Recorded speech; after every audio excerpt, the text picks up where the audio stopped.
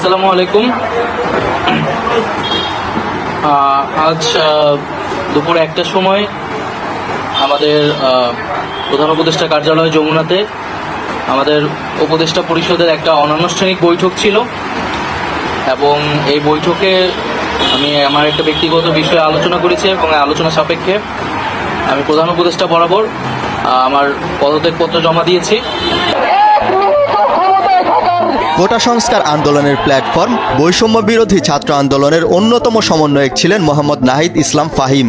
ঢাকা বিশ্ববিদ্যালয়ের এই শিক্ষার্থী মাত্র ২৬ বছর বয়সে আন্দোলনের সম্মুখ সারির যোদ্ধা হিসেবে স্বৈরাচারের কবল থেকে জনগণকে মুক্ত করেন যারা, তিনি তাদের অন্যতম।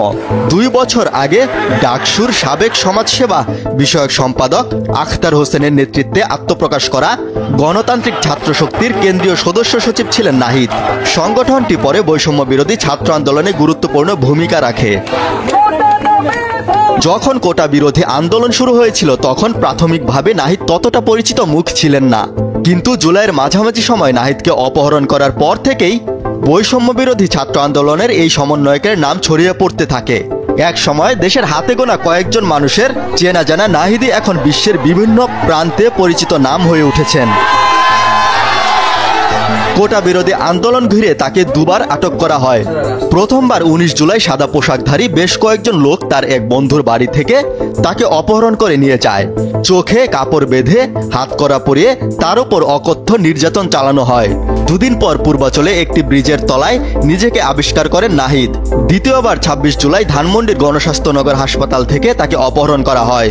পরে স্বরাষ্ট্রমন্ত্রী ও সাবেক ডিবি প্রধান হারুন জানান, নিরাপত্তার স্বার্থে তাকে হেফাজতে নেওয়া হয়েছে। এই ঘটনার পরও নাহিদ ইসলাম রাজপথে গুরুত্বপূর্ণ ভূমিকা রাখেন।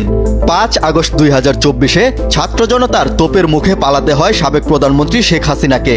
গঠিত হয় অন্তর্বর্তী সরকার। পরে ৮ আগস্ট শান্তিতে নোবেলজয়ী ডক্টর মোহাম্মদ ইউনূসের নেতৃত্বাধীন অন্তর্বর্তীকালীন সরকারের উপদেষ্টা হন নাহিদ ইসলাম। ৮ আগস্ট ২০২৪ বৃহস্পতিবার রাত ৯:৩০টার দিকে অন্য ১২ জনের সাথে বঙ্গভবনে নাহিদ ইসলামকে শপথ বাক্য পাঠ করান রাষ্ট্রপতি মোহাম্মদ শাহাবুদ্দিন। তথ্য ও সম্প্রচার এবং ডাক টেলিযোগাযোগ ও তথ্য প্রযুক্তি মন্ত্রণালয়ের উপদেষ্টার দায়িত্ব পালন করেছিলেন নাহিদ ইসলাম। ৬ মাস নানা আলোচনা সমালোচনার মধ্য দিয়ে ২টি মন্ত্রণালয়ের দায়িত্ব পালন করেন তিনি। জানুয়ারি থেকেই আলোচনা চলছিল উপদেষ্টা পদ থেকে পদত্যাগ করবেন নাহিদ। মূলত এক গণ অভ্যুত্থানের প্রেক্ষিতে ৮ই আগস্ট আমরা গণ অভ্যুত্থানের প্রতিনিধি হিসেবে প্রথমে ২ জন এবং পরবর্তীতে আরও একজন ৩ জন অন্তর্বর্তী সরকারে দায়িত্ব নেই অন্যান্য উপদেষ্টাবৃন্দের সাথে। তখন দেশের জাতীয় নিরাপত্তা এবং গণ অভ্যুত্থানের আকাঙ্ক্ষা বাস্তবায়নের লক্ষ্যে আমাদের সেই সময় দায়িত্ব গ্রহণ করাটা আমাদের কাছে মনে হয়েছিল যৌক্তিক।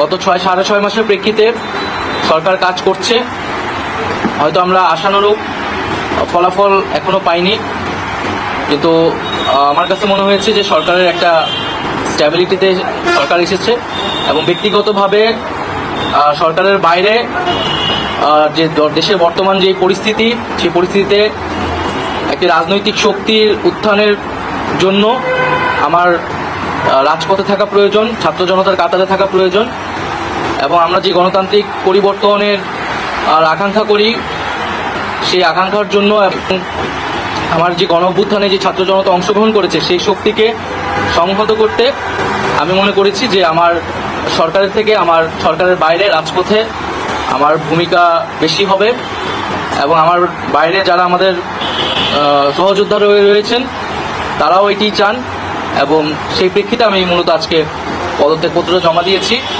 অবশেষে তাই সত্যি হলো। ২৫ ফেব্রুয়ারি অন্তর্বর্তী সরকারের উপদেষ্টার পদ থেকে পদত্যাগ করলেন মোহাম্মদ নাহিদ ইসলাম। মঙ্গলবার দুপুরের পর রাষ্ট্রীয় অতিথি ভবন যমুনায় গিয়ে তিনি প্রধান উপদেষ্টা অধ্যাপক মোহাম্মদ ইউনূসের কাছে পদত্যাগপত্র জমা দেন এবং তারপর পতাকা নাহিদ ইসলাম বলে জানা গেছে। সে কারণে তিনি উপদেষ্টার পদ থেকে পদত্যাগ করেছেন। ২৮ ফেব্রুয়ারি শুক্রবার নতুন এই রাজনৈতিক দলের আত্মপ্রকাশ ঘটতে যাচ্ছে।